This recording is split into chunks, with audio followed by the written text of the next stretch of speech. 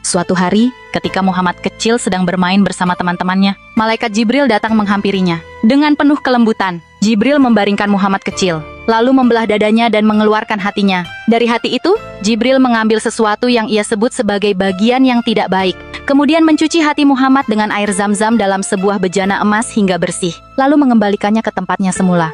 Momen itu berlalu begitu cepat. Anak-anak yang bermain bersamanya terkejut melihat kejadian itu, dan dalam kepanikan mereka berlari menemui ibu mereka sambil berteriak, "Muhammad dibunuh! Muhammad dibunuh!" Mereka segera kembali untuk memastikan dan mendapati Muhammad kecil dalam keadaan baik, meskipun wajahnya sedikit pucat. Peristiwa ini membuat Halimah, ibu susu Muhammad, merasa khawatir. Setelah mempertimbangkan keselamatan Muhammad, Halimah akhirnya memutuskan untuk mengembalikan beliau kepada ibunya di Mekkah, agar dapat hidup dalam pengawasan keluarganya.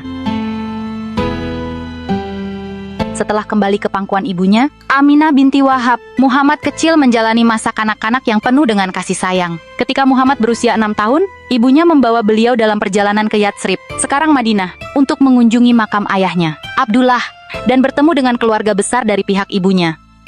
Di perjalanan pulang dari Yatsrib di suatu tempat bernama Abwa, Aminah jatuh sakit dan meninggal dunia, meninggalkan Muhammad kecil dalam keadaan yatim piatu. Setelah kejadian ini, Muhammad kecil dibawa pulang ke Mekah oleh pelayan ibunya, Ummu Aiman, dan kemudian dirawat oleh kakeknya, Abdul Muthalib.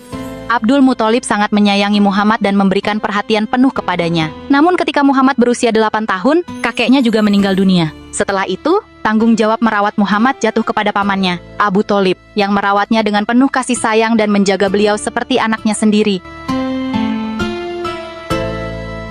Di bawah asuhan pamannya, Abu Thalib, Muhammad tumbuh menjadi pemuda yang jujur dan terpercaya, hingga dikenal masyarakat dengan sebutan Al-Amin, artinya yang terpercaya. Tak ada orang yang ragu dengan kejujurannya. Semua orang Quraisy merasa aman menitipkan harta dan urusan kepada beliau. Kita beruntung memiliki Muhammad. Beliau adalah pemuda yang tak pernah berbohong dan selalu menepati janji. Pada usia remaja, Muhammad mulai ikut berdagang bersama pamannya Abu Thalib. Ketika itu, Abu Thalib, yang dikenal sebagai salah satu pemuka Quraisy, memiliki keterbatasan ekonomi, namun tetap berusaha merawat keponakannya dengan sebaik mungkin. Menyadari hal ini, Muhammad yang memiliki semangat membantu, sering mendampingi pamannya dalam perjalanan dagang. Rombongan dagang Quraisy tiba di Bushra, wilayah Syam. Di sana, ada seorang pendeta bernama Buhaira yang ahli dalam agama Nasrani. Biasanya, ia jarang berinteraksi dengan orang luar. Saat melihat rombongan tiba, Buhaira memperhatikan awan yang terus menaungi mereka, khususnya di atas Muhammad. Ketika rombongan beristirahat di bawah pohon, dahan-dahan pohon itu pun tampak merunduk menaungi beliau. Buhaira mengutus seseorang untuk mengundang seluruh kafilah, termasuk Muhammad yang awalnya tidak ikut. Ketika Muhammad hadir, Buhaira melihat tanda kenabian di punggungnya dan mulai bertanya tentang dirinya. Semua jawaban Muhammad sesuai dengan ciri kenabian yang diketahuinya.